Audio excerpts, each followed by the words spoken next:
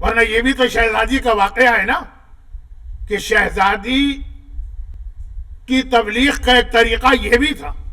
مدینے کے اندر کافر تو کم ہی تھے لیکن یہودی بہت تھے, اور یہودی عورتیں شہزادی کے پاس آتی تھی, اور وہ ایک یہودی لڑکی ایک بار محبت میں اپنے گھر سے کھانا پکا کے لائی تھی اور شہزادی کے حوالے کیا تھا کہ یہ گفٹ ہے میرا آپ کے لیے.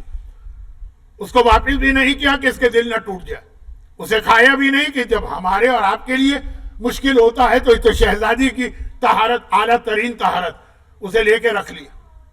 اور اس کے بعد پھر جب وہ چلی گئی تو پڑوس میں ایک اور یہودی کے گھر وہ کھانا بھجوا دیا گیا. مسئلہ شرعی, آغا سیستانی کا فتویٰ,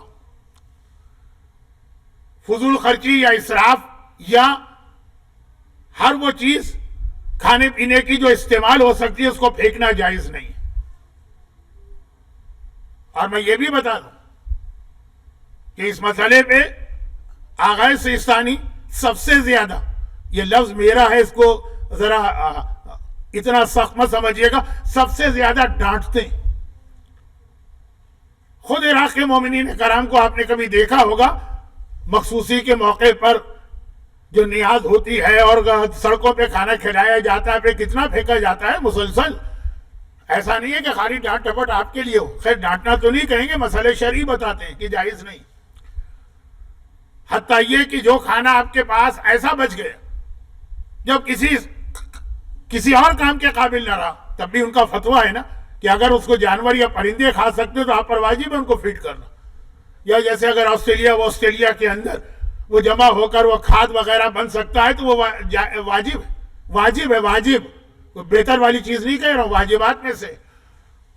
آپ پتیلی دھو رہے ہیں, اگر پاکستان ہوتا تو میں کہتا آپ کی عورتیں اگر پتیلی دھو رہی ہیں, لیکن چونکہ میں یہاں بیٹھا ہوں آپ پتیلی دھو رہے ہیں, تھوڑا سے چاول بچے ہوئے اس کے اندر, وہ بھی آپ بیسن میں نہیں جانے دے سکتے, سنک میں. اگر وہ اتنے ہیں کہ جانور پرندوں کے کام آ سکتے اس کو نکالیے. یہ وہ مسائل شرعیہ جس کے لیے ایک جملہ میں نے شروع میں کہا کہ ہمارے یہاں جس طرح سے مال حرام سمجھا جاتا ہے, خالی کتا اور سور حرام ہے نہیں, یہ سب چیزیں بھی حرام. اس میں ایک جملہ اور آتا ہے حتیٰ, یعنی ایون اگر شراب بھی کسی طرح سے آپ کے پاس آ گئی, اگر آ گئی کسی طرح سے, کبھی ایسا ہوتا ہے کہ مثلا میں بتاؤں کہ کرسمس کے موقع پر آپ کسی ایسی پوزیشن میں لا کے دے دی, آپ کو لینے نہیں چاہیے لیکن دے کے چلا گیا, وہ رکھ کے چلا گیا, تب اسے بھی پھینکنے کی اجازت نہیں ہے اگر اس کو آپ سرکہ بنا سکتے ہیں.